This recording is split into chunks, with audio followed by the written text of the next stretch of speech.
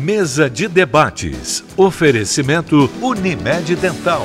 O plano odontológico da Unimed, Juiz de Fora. Premium FM, sintonizada no seu bom gosto.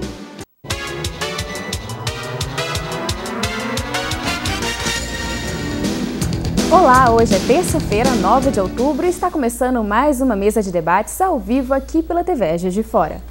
No programa de hoje, vamos analisar os candidatos que foram para o segundo turno e fazer um balanço do primeiro turno das eleições aqui em Juiz de Fora. Eu apresento agora os nossos debatedores de hoje. Pasqualini, seja bem-vindo. Obrigado, Luciane. Meu amigo Zé, professor Raul, doutor Mauro, a todos e todas que nos assistem nesse momento, fazer um programa extremamente bem elaborado, tentar não colocar o nosso viés, né, para fazer uma análise bem bacana aí, né? Sim. E Zé Lúcio Fernandes. Bom dia, Luciane. Bom dia, Lúcio, colega de bancada. Rogério, bom dia, Lúcio, convidados. Bom dia, senhores telespectadores. Bom dia, senhoras telespectadoras. Luciana, realmente, né? A guerra eleitoral, as batalhas estão aí. Ainda faltam aí as batalhas para governador em alguns estados e para presidente da República, né? Então nós vamos aqui contar com a experiência do nosso convidado, debater bastante esse assunto, porque eu já constatei que o eleitor agora está mais antenado, mais interessado nessas questões políticas, e certamente nós vamos trazer aqui algumas informações muito importantes, né, para que eles possam ir votar no dia 28 com mais segurança, com mais tranquilidade. Sim, eu apresento agora nossos convidados, o cientista político Raul Magalhães. Como sempre, é muito bom tê-lo aqui com a gente. Bom dia a todos. Eu que agradeço a possibilidade de estar aqui debatendo. E o juiz eleitoral, Mauro Pitelli. Bom dia, Luciane. Bom dia a todos os integrantes da mesa, a todos os telespectadores.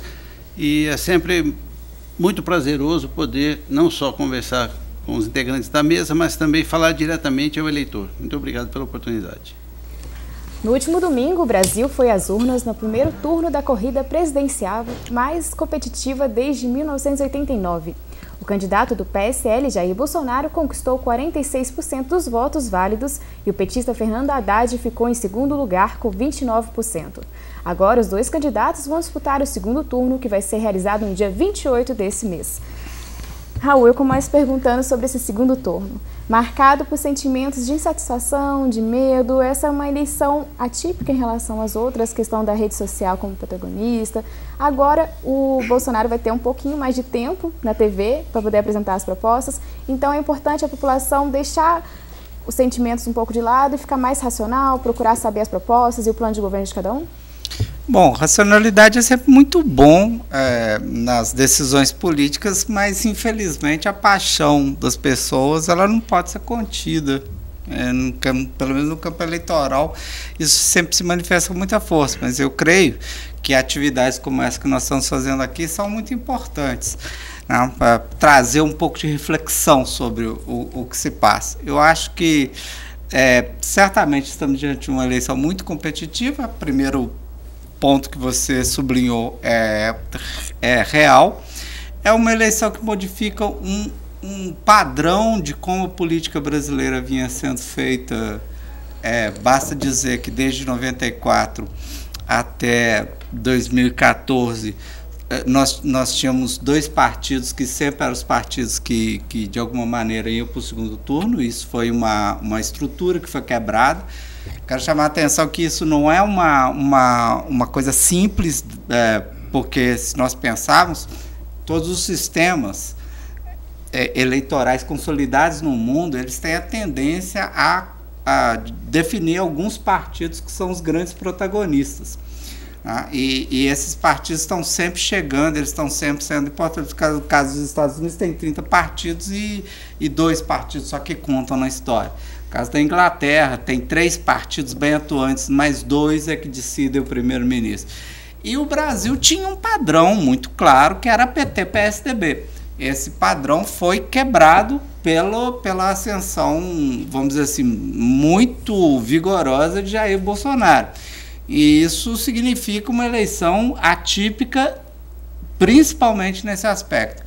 O outro que você tocou, que eu acho que a gente vai poder discutir aqui mais tempo, é que é uma eleição no qual o impacto das redes sociais foi crucial para que esse fenômeno acontecesse. Quero lembrar, você também sublinhou, que Jair Bolsonaro agora vai ter tempo de TV. Ele não teve tempo de TV no primeiro turno, né, uns 17 segundos, uma coisa assim, ou menos, e o trabalho feito nas redes sociais foi absolutamente suficiente para que ele superasse, inclusive, o candidato que tinha mais tempo disponível pelo horário eleitoral, que é justamente Geraldo Alckmin, do PSDB, que tinha esse protagonismo e que perdeu de forma muito marcante. Eu vou ficando por aqui como primeira análise, vamos rodar que as ideias vão aparecendo. Assim? Luciano, o negócio é o seguinte, mudou o cenário político, mudou o perfil do eleitor, e o político não mudou o perfil dele.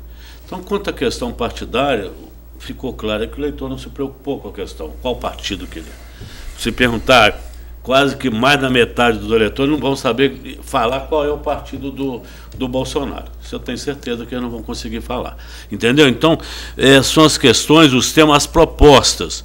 Então, teve nós partidos aqui, o Partido Novo, o PSL e o partido aí do Podemos, e não usaram o fundo partidário. Então, isso já foi um ponto muito positivo para a avaliação do eleitor. Não usar dinheiro público na campanha. E eu acho que não deveria usar. Tinha que acabar com o negócio de fundo partidário, porque são quase 3 bilhões aí que poderiam ser investidos na saúde e na educação. E muitos candidatos entraram por causa do fundo partidário. Muitos candidatos entraram por questão do fundo partidário, muitos filhos de políticos entraram por questão do fundo partidário. Então isso foi avaliado negativamente pelos eleitores. Eu falo isso pessoalmente, eu só votei em candidato que não usou o fundo partidário, porque eu acho que tem que respeitar o eleitor. O político está virando as costas para o eleitor. Hoje a mensagem é nova, eu quero saber quais são as propostas. Nós sabemos que tem mais de 30 mil obras paralisadas, e a gente sabe o custo dessas obras. E nós aqui que temos interesse numa grande obra, que é a subida da serra ali da BR-040, uma obra que seria muito importante para nós mineiros, especialmente Juiz de Fora. Essa obra está paralisada, a gente não sabe quando vai dar continuidade, e está lá só causando desastres. Então, o eleitor agora está muito mais informado, ele não está preocupado com o país. Para mim, os partidos aqui no Brasil estão falidos, tem que fazer uma grande reforma. E eles esperaram que fizesse a reforma tributária, não fez a reforma, só fez a reforma trabalhista para prejudicar o trabalhador. Então, essas coisas têm que ser avaliadas. Por isso que o povo está agora dando a resposta. O melhor juiz é o povo. Então, eles deram a resposta na hora. Falou, vocês não estão ouvindo a mensagem, as vozes das ruas. Eu discordo do senhor vigorosamente. Eu acho o seguinte, esse discurso de desqualificar os partidos, ele é péssimo para a democracia. Por mais que os partidos tenham problemas, eles são peças fundamentais na organização da forma democrática. A relação direta entre eleitores e candidatos é algo muito problemático. O crescimento desses partidos, que agora chegaram a 30 no Congresso, vão produzir um desastre em termos de negociação, qualquer que seja o presidente. E ter partidos consolidados, programáticos, é muito importante. Eu quero dizer sobre o financiamento de campanha, foi uma decisão, inclusive, do Supremo Tribunal Federal, que entendeu que não deveria ter mais financiamento de pessoa jurídica. É algo que pode ser revisto, pode ser regulamentado. Mas eu quero dizer que nessa eleição, não só o fundo partidário, mas também as fortunas e o famoso Caixa 2 foi usado, e muitos desses candidatos que se vangloriam de não usar o fundo partidário, porque são muito ricos e puseram suas fortunas para alterar o resultado eleitoral. Então isso é um problema para a democracia. Então, assim, a minha opinião é que esse discurso que descaracteriza os partidos é um discurso daninho para a democracia. A gente tem que pensar diferente.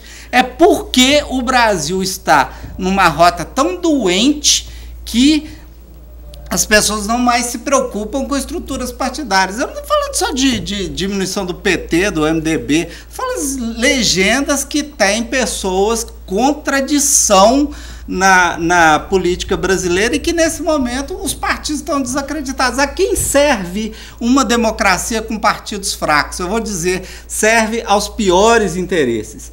Todas as grandes democracias do mundo, aquelas que as pessoas pagam muito dinheiro para viajar, para conhecer, são democracias onde os partidos existem, os partidos controlam o Congresso. É isso que a gente precisa chegar. Inclusive, tem que começar a melhorar a legislação, cláusula de barreira, para fortalecer os partidos existentes. E parar com essas aventuras. Essa é a questão. Esses milionários não podem ficar comprando. O partido é necessário, professor. Eu assisti vários debates, várias coisas do candidato. Ninguém se baseia no programa do partido. Ninguém. Fala sempre no nome, eu vou fazer isso, eu vou fazer aquilo. Não fala em partido, não fala em programa partidário. E só fala em denúncias um contra o outro. Só denúncia, só denúncia. Nós teríamos que ouvir a programação, o que o partido tem para oferecer. Isso é falta de cultura. Não fala em partido. Não fala. Hoje nós temos, só um minutinho. Claro. Nós temos hoje representação de 29 partidos hoje agora, com essa nova configuração no Congresso.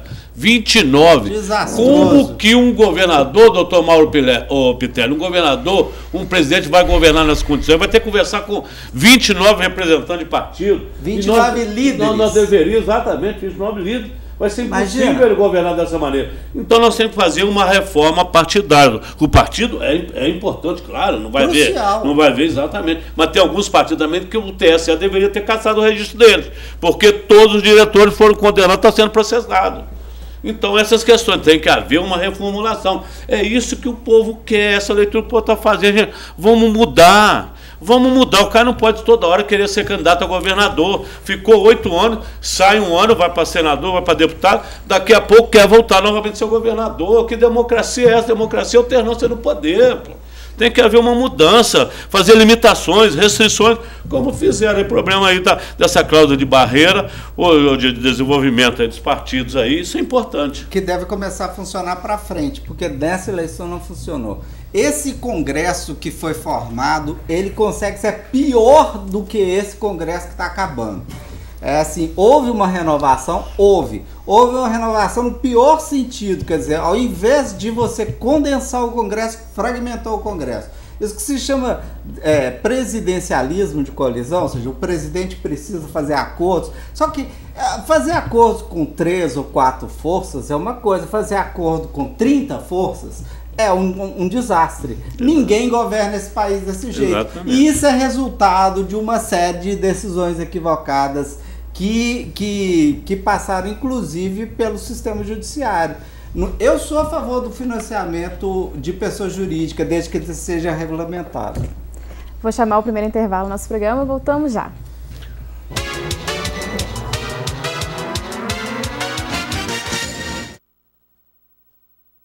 Voltamos com a mesa de debates ao vivo aqui para a TV Juiz de Fora. Senhor Mauro, eu gostaria de colocar o senhor na conversa.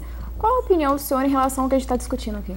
Isso, eu acho que o professor muito bem explanou, né, que eu exemplificava até como temos na Itália, então, tem os partidos determinados, né, e as pessoas votam em determinados partidos, não no candidato, né, e o conflito que eu percebi entre nossos dois brilhantes debatedores é justamente nesse sentido. O professor explanou como deveria ser e o doutor José Lúcio como é, né?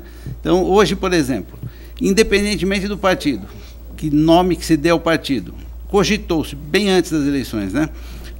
Pode ser candidato Luciano Huck, né? Aí, se fizesse as pesquisas, seria o primeiro. Mas de que partido que ele é? Ninguém se preocupa com isso. Então, nós temos que educar nossa população politicamente para que adotem aí a postura de partido, de programa de partido, né? E como existe em outras nações aí, aquele voto em que se vota na chapa do partido para poder ter governabilidade, que a gente chama, né? Eu acho que a observação que eu tenho a fazer nesse sentido. Lista fechada. Tentaram, né, implementar aqui, mas não conseguiram. Doutor Mauro, essa é a minha observação. O senhor poderia falar para a gente, fazer um balanço de como que foi o primeiro turno aqui em Juiz de Fora? Primeiramente, eu até aproveito essa oportunidade para parabenizar os chefes dos 4 cartórios eleitorais da nossa zona eleitoral, as 4 zonas, os servidores em geral, os apoiadores, as polícias, né, federal, civil e militar, principalmente a militar, que nos deu guarida lá, um espaço para guardar as urnas, toda a logística, todo o apoio necessário para a distribuição das urnas. E falar que a eleição foi 100% ótima, não é verdade, sempre tem alguns probleminhas, mas foram ótimas as eleições, né, foram boas, né, não teve interferência nenhuma, ninguém deixou de votar por falha da sessão eleitoral. Teve alguns contratempos, nós tivemos urnas de contingência que precisaram ser utilizadas, né? Na minha zona eleitoral, por exemplo, são 298 urnas, né? Funcionam 298 sessões e nesse ponto nós trocamos 10 urnas, né? No treinamento as urnas funcionam perfeitamente, no dia da eleição, na hora de ligar, um probleminha, o presidente não conseguiu. O que nós fazemos? Nós encaminhamos o técnico de urna, primeiro nós damos orientações via telefone para ele fazer os procedimentos. Não conseguiu, nós encaminhamos o técnico de urna até o local, ele também tenta resolver. Se não conseguir mesmo, aí faz a substituição. Então nós tivemos 10 urnas na minha zona eleitoral, que é a 349, na zona eleitoral 315 foram 12 urnas, e nas demais, nas 152 e 153, 6 urnas em cada uma. Então é um número considerável, mas nós tínhamos muito mais. Por exemplo, na minha zona eleitoral nós tínhamos 23 urnas de contingência, então utilizamos 10 apenas. Então, no geral, o trabalho foi bem desempenhado. Alguns mesários que faltaram nós realocamos, né? Tiramos um funcionário de uma sessão que estava completa para suprir, e os trabalhos fluíram normalmente. Nessas sessões que nós tivemos a substituição da urna, sempre causa assim, porque o público está lá para votar, voto é obrigatório no nosso país, e muitos ficam indignados, inconformados com a demora às vezes, né? Essa demora de ter cerca de 30, 40 minutos quando precisa substituir uma urna. Mas mesmo assim o povo às vezes fica um pouco indignado. Mauro, quanto à questão das fraudes, boca de urna, compra de votos, houve alguma notificação? Ocorrências policiais, tivemos 4 boletins de ocorrência por boca de urna, e uma pessoa tirou fotografia da urna eletrônica. Qual a punição, né, da boca de urna? A boca de urna, a lei prevê detenção no dia da eleição, qualquer tipo de propaganda é proibido. E a punição é de 6 meses a 1 ano de detenção e multa de 5 a 30 mil reais. Né, de 5 a 15 mil reais. Como a pena de detenção de 6 meses a 1 ano, esse tipo de infração cai naquela de menor potencial ofensivo, que se inclui na legislação, na Lei 9.099, que é a Lei dos Juizados Especiais. Então, aquelas pessoas que não tenham antecedentes criminais, elas fazem jus ao que se chama de transação penal. É uma proposta do Ministério Público de que a pessoa cumpra uma determinada condição, no caso, por exemplo, normalmente é prestação de serviço à comunidade por determinado tempo, tipo 3 meses, 4 meses, 6 meses, depende do tipo de infração. E a pessoa aceitando essa proposta e cumprindo a pena, o processo é arquivado, ela não fica nem com antecedente criminal, porque na verdade nem chega a existir a denúncia, né? E esse é um benefício que só pode ser utilizado a cada 5 anos, né? E a pessoa tem que preencher os requisitos. Falando em urnas, saiu algumas fake news falando de algumas urnas estarem fraudadas. Exatamente, fake news, né? Nós não podemos confiar. Nós tivemos alguns eleitores que até pediram para fazer boletim de ocorrência porque não viu a foto do seu candidato, acha que o sistema não finalizou, mas na verdade foi assim, falha humana isso, né? Nós fizemos os testes todos nas urnas, na parte de software, né? Nós estamos nos referindo à substituição por urna de contingência, na parte mecânica da urna, no funcionamento da urna, né? Nos programas, todos funcionaram perfeitamente. Os organismos internacionais da OEA que estiveram presentes no Brasil avalizaram o nosso procedimento, né, a Justiça Brasileira nessa área eleitoral. Então, na verdade, não tivemos problema, não merece em consideração esse tipo de problema. Como aquele que a pessoa digitava um número e já aparecia o número, né? Doutor, o TSE já desfez esse fake news. O nosso Superior Eleitoral caçou registro de 3 milhões e 500 mil títulos de eleitores, né? Esse foi os eleitores que não fizeram a biometria. Qual foi a razão da cassação desse título? Vejam bem, quem não vota em 3 eleições consecutivas e nem justifica, porque se justificar está regular, né? Quem não votou em 3 eleições e nem justificou, tem o título cancelado, né? E tem os vetos, né, para quem tem o título cancelado, que não consegue tirar passaporte, porque não tem quitação eleitoral, se não pagar a multa lá e regularizar a situação de justiça eleitoral, e nem consegue também. Mas vamos supor, agora tem esses que já estão oficialmente cassados esses títulos, né? Porque três ausências injustificadas. Vamos supor que o eleitor tinha 2 ausências e completou a terceira agora, no dia 7, e esse ainda oficialmente não está cassado. Não. Ele pode votar ou não vai poder? Pode votar normalmente no segundo turno.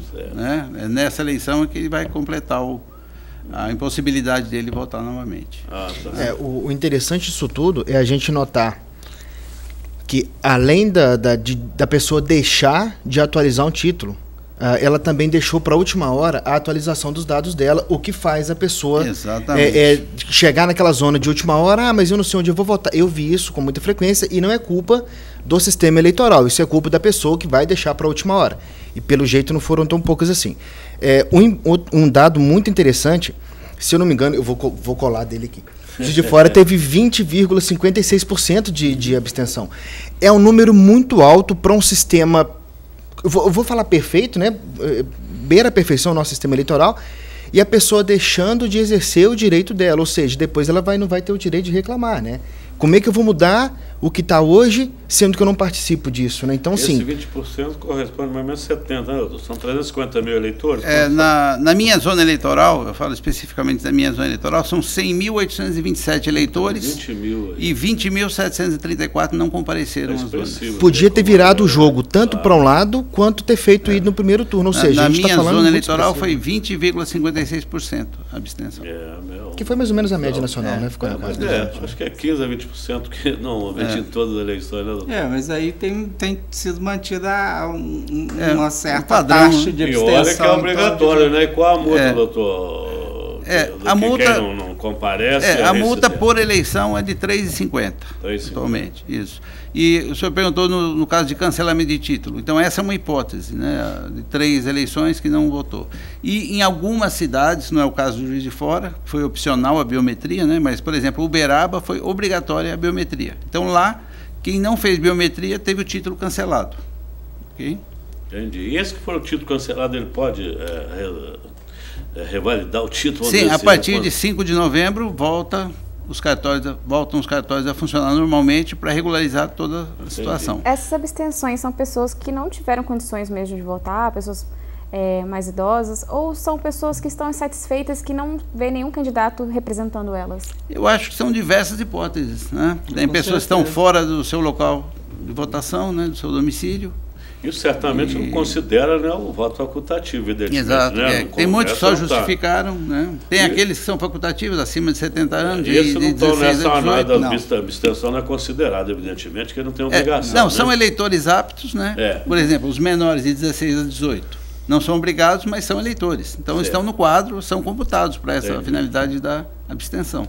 Agora que eu notei, pelo menos muitas pessoas que tinham mais de 70 anos, voto não obrigatório, compareceram. Sim, né? Interessante. As pessoas mais idosas fizeram questão de votar.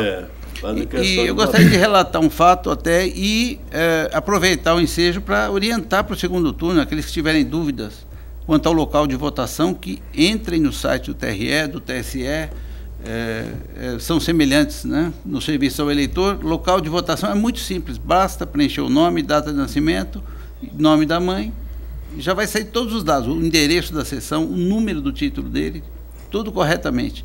Nós tivemos alguns problemas porque nós tivemos o rezoneamento, né?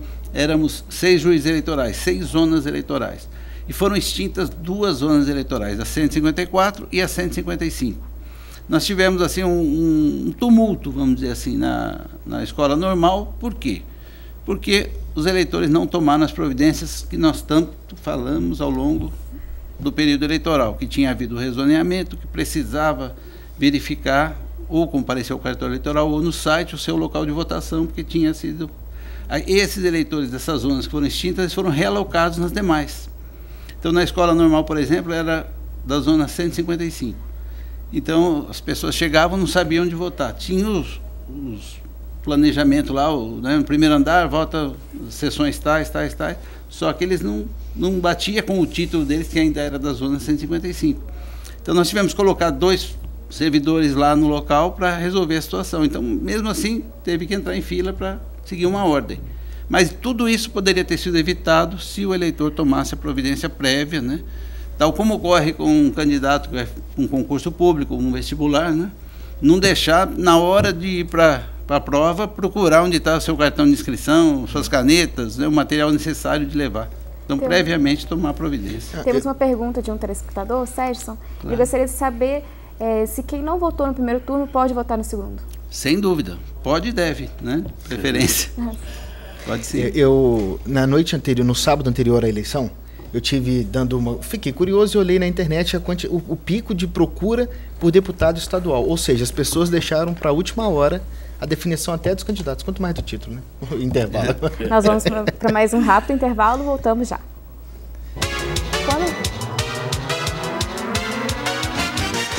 Mesa de debates. Oferecimento Unimed Dental. O plano odontológico da Unimed Juiz de Fora. Premium FM, sintonizada no seu bom gosto.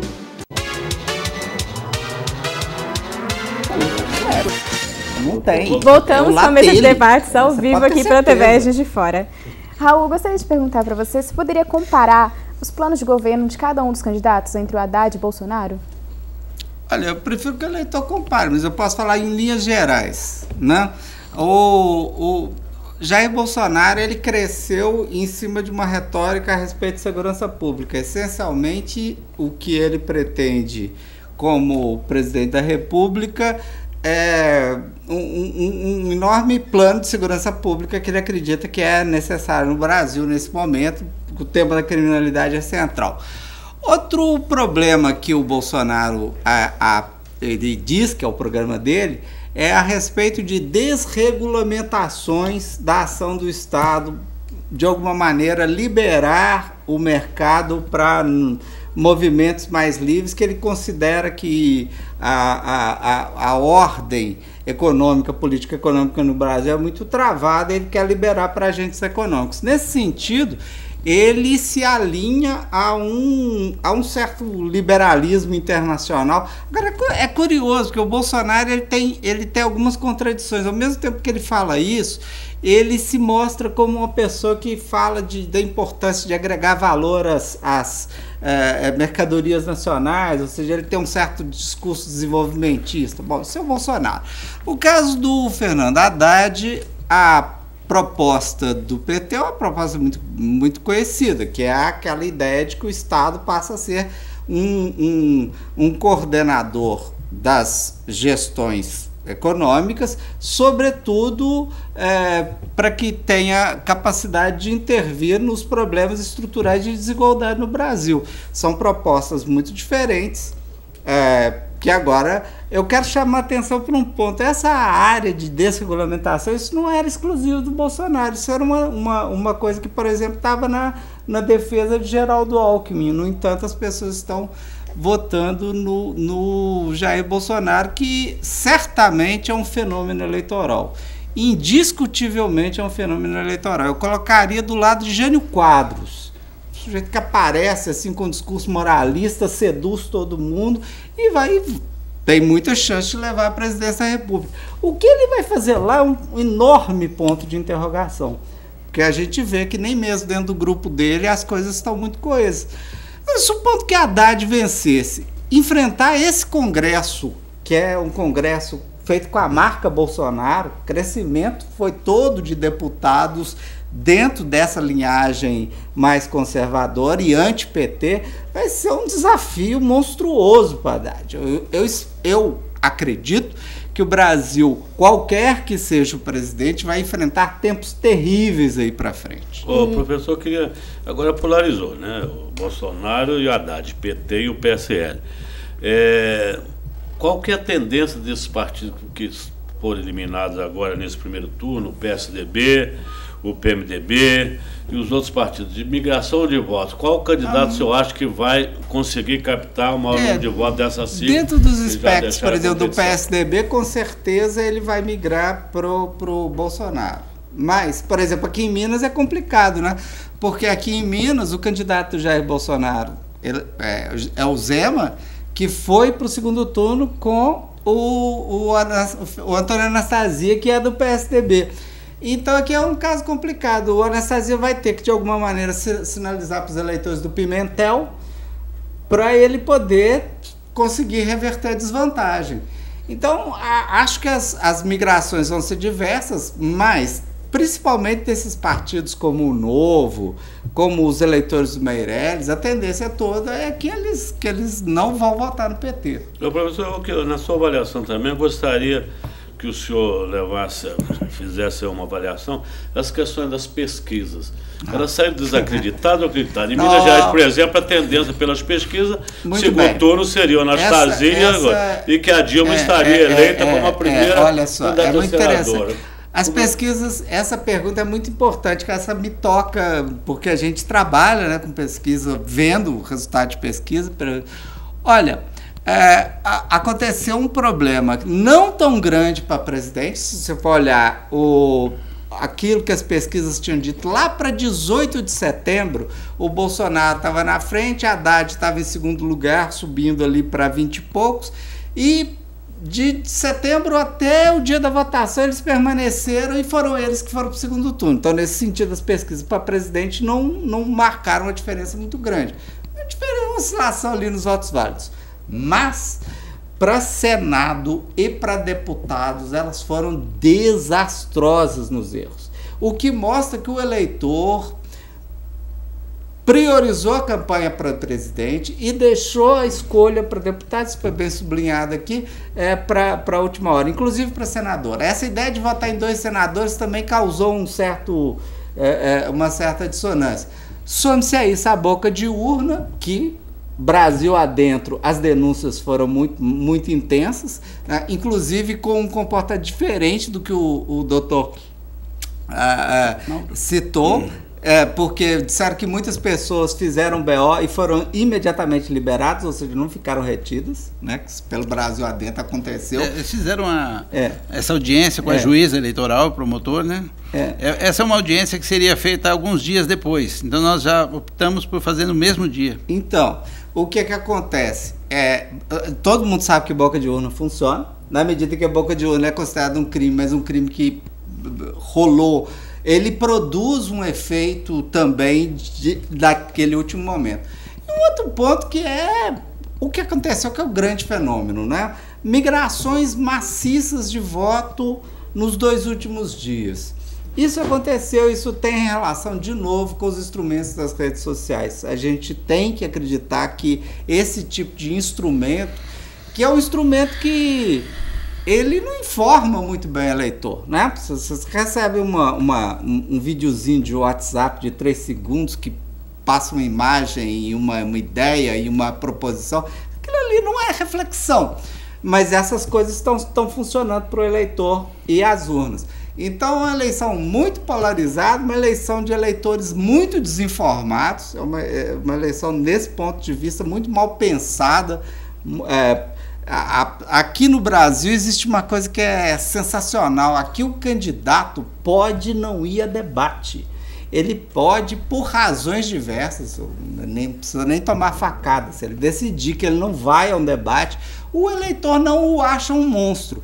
Vai lá nos Estados Unidos alguém que não vai no debate, e o debate lá não é oficial, não, é produzido pelas redes de televisão. Se um dos candidatos não for ao debate, ele está morto politicamente. A população não vai nem respeitar uma pessoa dessa. Aqui no Brasil, quantas vezes, qual candidato em posição de vantagem não considerou a possibilidade de não debater? Quer dizer, é um país que, principalmente do ponto de vista da reflexão sobre a política, é muito pobre, né? Eu acho que é uma das maiores pobrezas que o Brasil tem, é precisamente a sua pobreza de cultura política, que, enfim, a gente paga preço disso ciclicamente. Eu gostaria também de saber a avaliação do senhor quanto à representatividade de Juiz de Fora na Assembleia Legislativa de Minas e na Câmara Federal. Se o senhor achou aí os candidatos que foram eleitos e alguns aí tradicionais, como Marcos Pestana ficou fora, o ex-prefeito de Juiz de Fora, Bruno Siqueira também, porque o que o senhor acha que aconteceu? Vamos aí? Lá. Primeiro, é a renovação? Sim, o que aconteceu? Olha, muitas pessoas muito importantes da política brasileira, Roberto Requião, o próprio Eunício de Oliveira, que é presidente do Senado, muita gente, Romero Jucá, né? Também não foi, quer dizer, muita gente importante, muita gente com tradição na política não se reelegeu graças a essa renovação. Agora, falando de Juiz de Fora, é muito interessante porque eu acho que a Zona da Mata está aprendendo a se representar. teve gente que não se elegeu, mas outras pessoas apareceram no lugar e apareceram daqui. Né? A própria cidade de Juiz de Fora produziu 2 vereadores que romperam a Câmara de Vereadores e estão na Câmara Estadual e na Câmara Federal. Vereador sair da vereança e ir para a Câmara Federal é um fato inédito. Acho que é o primeiro até, né? Fato inédito, eu desconheço. Então, hoje nós temos 7 representantes da cidade, não é isso? E mesmo então que a gente tenha tido a perda, e isso é lamentável, né? Quando a gente pensa num político do gabarito Marcos Pestana, ele não se elege, a gente tem que considerar que é uma perda de experiência, de trabalho sério, que não se elegeu, mas de alguma maneira daqui mesmo apareceram nomes, e tem nomes vinculados, mesmo que todo voto não seja daqui, como é o Lafayette Andrada. Então eu penso que a representação da Zona da Mata e de Juiz de Fora não foi prejudicada nessa eleição. Esse aumento de... Nós tínhamos 5 representantes, não é isso? Passamos para 7. O que é um bom aumento. O que eu queria dizer aqui era o seguinte, de toda forma, me parece que isso está escapando, o comportamento do eleitor frente às forças que vinham dominando nos últimos 20, 25 anos. O pessoal não topou esses políticos, a grande maioria. Houve uma renovação bastante grande no Senado, se eu não me engano, de 50 e... Vamos para a colinha. De 54, 46 são novatos, né, no Senado. Mídia ajudou muito, porque muita gente hoje nem televisão vê mais, você vê por outros canais, por exemplo, YouTube, né? Então, a impressão que eu tenho é que o pessoal não conseguiu dialogar com a grande massa de eleitores, visto que nós temos hoje algumas experiências de legislação, que eu tenho a legislação compartilhada, talvez o nome nem seja esse, né? Eu vou lá com mais 4 pessoas, eu represento o grupo, porém a minha gestão vai ser compartilhada. Nós temos esses 30 partidos que estão lá representados, ou 28, 29, deixa claramente, olha, eu não estou disposto a aceitar o que tenho. Então, mesmo que ele tenha uma representação pequena, mostra que o pessoal não está topando os mais conhecidos, né? Vamos ver o que eles vão fazer depois que eles estiverem lá. Eu acredito que político tem que ser testado realmente na condição política. Por exemplo, todo mundo fala, que certamente isso é verdade, que foram os escândalos produzidos pela Lava Jato que acabaram com o PT, acabaram com o PSDB. Assim, uma coisa, a votação de Aécio Neves, 2 vezes governador de Minas, ele teve 100 e poucos mil votos, ele ficou lá em 18º lugar, quer dizer, teve trabalho quase que de novato para se reeleger. E isso tem o próprio Geraldo Alckmin, né? Governador de São Paulo 3 vezes, no estado dele. Então, o que aconteceu? Tem um fenômeno novo aí, tem um fenômeno que não é um fenômeno de muita coisa pensada, tem muita raiva nessa história. E aí é que a gente tem que ver como é que vai acontecer no futuro as relações entre Estado e empreiteiras, para poder consertar a estrada que o doutor Zé Lúcio estava reclamando aí. Essas empreiteiras vão ganhar concorrências limpas? Quer dizer, essa coisa, no meu entendimento, se tiver fiscalização constante, sim, mas se não tiver, a política volta a funcionar como ela funciona. Eu não acredito em discurso, eu acredito em ação. Então, políticos, quando, por exemplo, elogio aqui o Marcos Pestana, em quem eu nunca votei, mas considero um grande político, eu sei do trabalho dele. Essa é um dado interessante, porque assim, você vê na ação como é que um político conquista credibilidade. Doutor Mauro, tem mais um bloco, né? A gente vai para o último intervalo, voltamos já.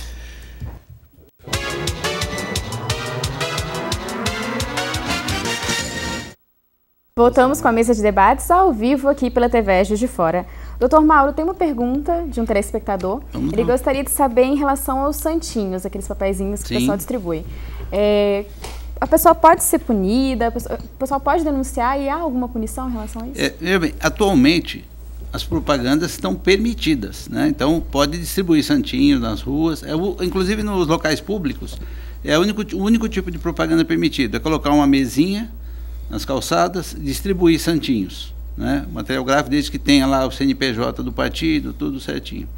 E no dia da eleição, nada é permitido, né? Além dessas mesinhas para distribuir santinho, essas bandeiras que nós vemos aí, né, essas também são permitidas. Fora isso, em locais públicos, nada é permitido, em termos de propaganda. No dia da eleição, nenhum tipo de propaganda é permitido, né? O que é permitido é o próprio eleitor, na sua liberdade de expressão, né, se manifestar silenciosamente, usando lá um selinho, um boné, uma camiseta até que também foi admitida, desde que ele tenha confeccionado, porque os partidos não podem mandar confeccionar, né? Isso dá até captação de sufrágio, se fizerem, né? Cassação de registro, de diploma, se for o caso, né? Então, assim, o eleitor, no dia da eleição, ele deve denunciar, assim, se possível, se ele puder filmar, hoje os celulares todos filmam, né? E entregar para a polícia, fazer a denúncia, é muito bom para a gente, que uma imagem fala mais do que 1000 palavras, né? E o interesse da Justiça Eleitoral é punir aqueles que infringem a lei. A lei é igual para todos, todos nós estamos vinculados à lei e devemos cumpri-la. Ô, doutor Mauro, agora, de acordo com a resolução, agora, para governador, em alguns estados, e aqui em Minas Gerais tem governador e presidente, de acordo com a resolução agora, os candidatos terão o tempo iguais na televisão. Igualitário. A partir de quando reinicia a propaganda eleitoral e termina quando? No dia 12 de outubro inicia a propaganda na televisão e no rádio. Dia agora? Dia 12 de outubro. 12 de outubro, sexta-feira, então, exato. Encerra dia 25. 25. Exato. E a o último dia, eleição, é o último 28. Dia também para comícios, etc. Certo. E o tempo igual para ambos os candidatos, ambos os candidatos. Começa, mas ninguém vê, né? 3 dias antes da eleição encerra a propaganda no rádio, na televisão, os comícios, né? Entendi. Aí fica permitido apenas o jornal impresso e até a véspera da eleição as carreatas, passeatas, distribuição de material gráfico. Pela internet pode mandar link patrocinado? Porque é diferente de eu, Rogério, fazer propaganda para um candidato. O link patrocinado direto do candidato. Somente dos candidatos, partidos e coligações que podem fazer esse tipo de propaganda patrocinada. Até o dia 25. Isso também encerra. Exatamente. Até o dia 26. Até o dia 26. Qual o controle sobre cidadãos para usar a internet? Não tem jeito de fiscalizar isso, não. Mas o que acontece? A justiça não consegue punir a pessoa que joga santinho na rua, quem faz tweet. O que não é permitido é impulsionar e inserir novos dados nesses sites, né? O que já está, fica. Então a propaganda já está lá, continua, né? Não pode impulsionar, né? Por exemplo, o pessoal paga naquele Google AdWords para que tenha lá a sua... Quando for fazer uma pesquisa, digitou a palavra, já aparece logo a primeira página do candidato, né? Preferências nesse sentido. Então todos esses impulsionamentos são proibidos, mas o que já está é permitido continuar no dia da eleição. Raul, eu gostaria de perguntar sobre o peso de cada região nessas eleições, que no Nordeste a maioria foi o PT, tirando o Ceará, que o Ciro ganhou, e o Pará, no Norte também. Já vem dividindo o país há muito tempo as eleições, mas o que você poderia falar sobre isso pra gente? E lembrando que o Centro-Oeste foi maciçamente pró-Bolsonaro, né? Então, esse tipo de regionalização ele acontece com muita frequência no Brasil. No caso do Nordeste, a gente tem que entender que o Nordeste, por ser uma região muito carente, teve uma tendência governista histórica. No meu tempo quando eu comecei a entender de política, o Nordeste só votava na Arena, que era o partido que fazia suporte à ditadura militar.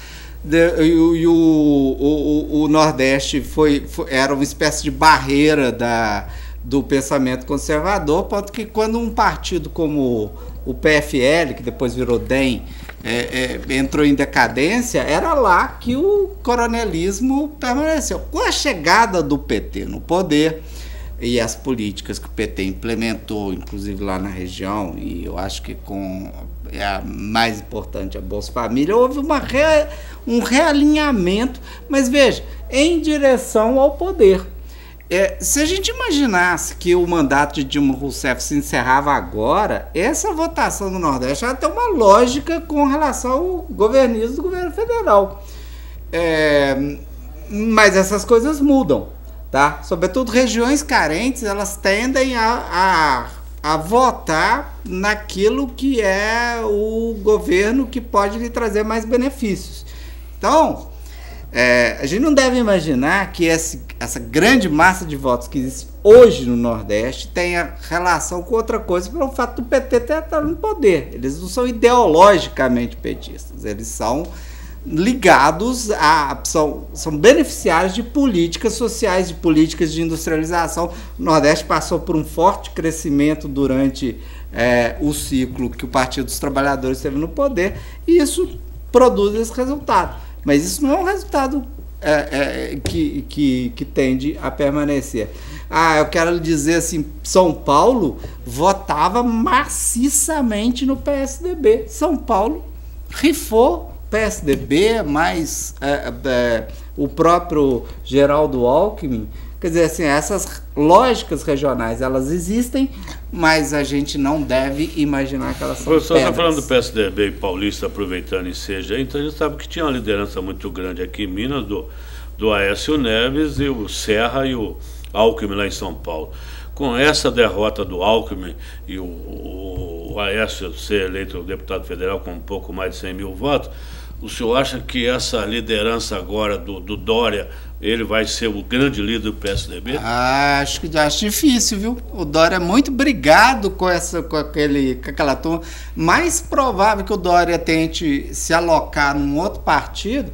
E agora a gente tem que ver o seguinte: se ele vencer, talvez ele tenha cacife para tentar manter o PSDB paulista. Se ele perder essa eleição, tá indo lá para segundo turno, né, ele vai, obviamente, ter que arranjar um outro lugar, porque ele é sistematicamente brigado com todos os caciques do PSDB. É uma coisa impressionante como que o carreirismo do Dória, né, um cara que abandona a prefeitura porque quer ser governador, etc., tentou furar o olho do governador. Essas coisas políticas têm filo, né? Era a vez do Alckmin tentar, não era um bom candidato, agora a gente sabe, mas era o candidato da vez. E o Dória, então, ele teve esse comportamento muito ligado ao seu interesse próprio. Só se ele vencer a eleição em São Paulo.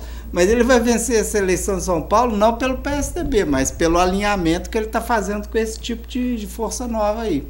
Agora, ele vai enfrentar uma resistência muito grande, ele vai concorrer com um governador no cargo.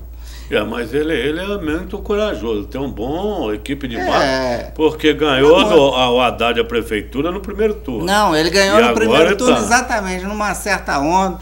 A partir dali, ele achou que ele podia ser presidente da República, que ele é totalmente ambicioso, ele não espera os tempos da política, e ele tentou simplesmente puxar o tapete do governador de São Paulo. A briga lá foi interna, porque assim, ele tentou simplesmente colocar Geraldo Alckmin, 3 vezes governador de São Paulo. Essas coisas em política, elas têm um peso, a gente tem que reconhecer que essas coisas têm um peso.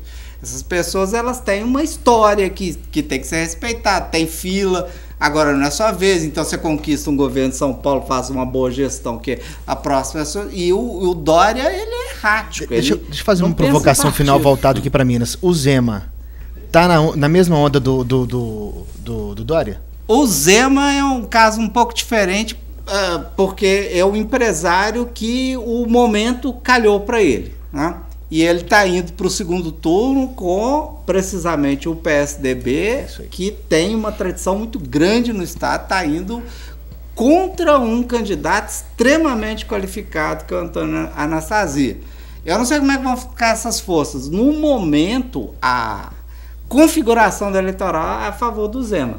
Agora, ele é mais um desses pontos de interrogação, porque as pessoas imaginam que governar um estado é a mesma coisa que administrar uma empresa. Eu acho que é muitas vezes mais complicado que administrar uma empresa e mesmo uma cidade. Agora, o eleitorado tá ficando maluco, né? Assim, eu sou atleticano, mas eu jamais votaria em Elias Calil para prefeito de Belo Horizonte. O que ele fazia antes? Olha, por alguma razão, ele é prefeito. Essas credenciais me parecem pouco... o candidato do Flamengo no Rio de Janeiro lá, o Eduardo quase não foi Romário foi. Nosso programa está chegando ao fim. Na verdade, o Romário foi derrubado pelo debate, tá vendo? Na hora que puseram o Romário para falar, ele não sabia falar nada. Mas por ele ser ídolo de torcida, ele podia ter se tornado governador do Rio. E aí? Dançou. Não sabe falar nada, não sabe pensar nada. Dançou. Nosso programa está chegando ao fim e eu gostaria que se os senhores gostariam de fazer algumas considerações finais. Eu quero dizer assim, eu espero que as pessoas pensem bastante. Nós temos aí há um tempo que para poder refletir, o segundo turno é para isso. Acho que tem disputas muito sérias no nosso estado, tá? E no plano federal, que é o que nos cabe agora votar, né? Reflexão. Doutor Mauro? Isso, nossa parte, aquelas orientações de sempre, né? Verificar o local de votação no site do TRE, do TSE. Qualquer dúvida, procurar a Justiça Eleitoral, não deixar para a última hora, né? E no mais, respeitar a legislação eleitoral com essas questões que nós falamos, né? Do que é crime, o que pode, o que não pode no dia da eleição, né? Muito obrigada. Dia 28, o mesmo horário, né, doutor? 28, tudo do mesmo jeito. 8 a 17. Os mesários às 7, o início da votação às 8 e encerramento às 17.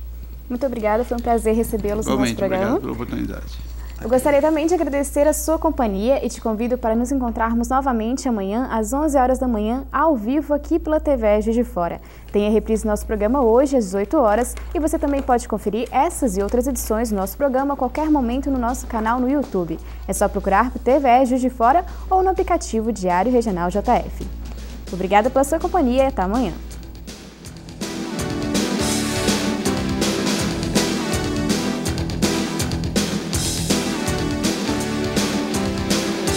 Mesa de debates. Oferecimento Unimed Dental.